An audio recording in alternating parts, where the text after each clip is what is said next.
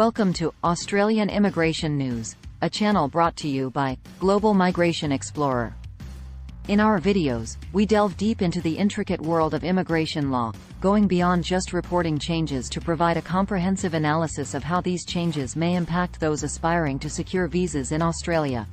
This week, we have a captivating mix of updates, political dynamics, and the future of migration. So, fasten your seatbelts for a riveting roller coaster of information.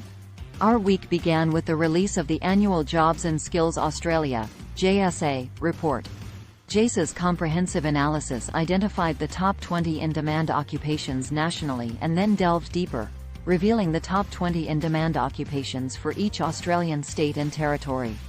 These findings are crucial as they directly influence the invitation process for the 491 and 190 visas. Nationally, the top 5 in-demand occupations are 1. Aged or disability carer. 2. Retail manager. 3. Primary school teacher. 4. Secondary school teacher. 5. Truck driver and electrician. Let's take a closer look at the top 20 occupations for some states. New South Wales. High-demand occupations include nurses, advertising and sales managers, and software and application programmers. Victoria. Astonishingly, Victoria mirrors New South Wales with the same 3 high-demand occupations in the same order. Queensland. Occupations such as nurses, doctors, and metal fitters and machinists top the list. South Australia. In-demand roles include nurses, aged and disability carers, and software and application programmers. Western Australia.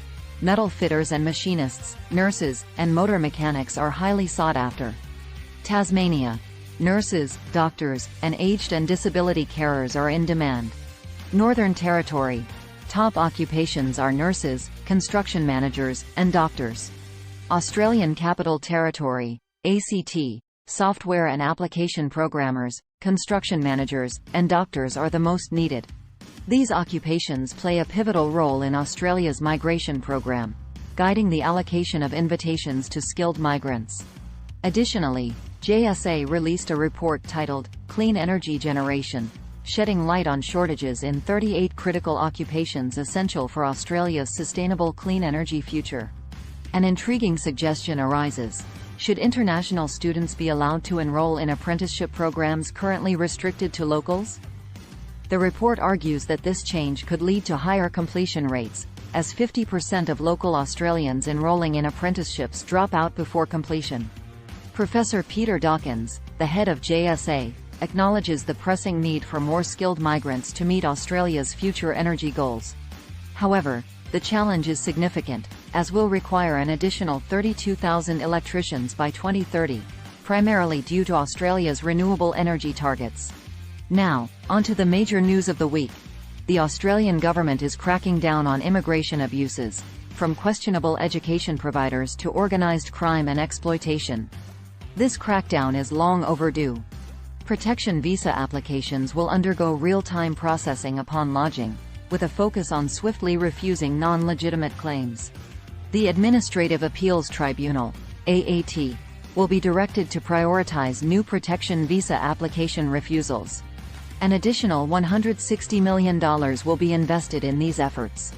Furthermore, $160 million will be allocated to establish real-time priority processing, over $58 million to bolster the AAT, and $48 million to enhance legal assistance services. Clare O'Neil, the Home Affairs Minister, highlights the urgent need to regain control of Australia's migration program, addressing the abuse of protection visas, which are being exploited as a means to obtain work rights. But the finger-pointing doesn't stop there. O'Neil squarely blames former Home Affairs Minister Peter Dutton for overseeing the decline in resources, compliance capabilities, and allowing criminals to infiltrate the system. And just when you thought the heat couldn't be turned up any higher, O'Neil returns with a press release targeting dodgy vocational education and training providers. An integrity unit will be established within the National Vet Regulator, backed by a $37.8 million investment, to weed out these unscrupulous providers.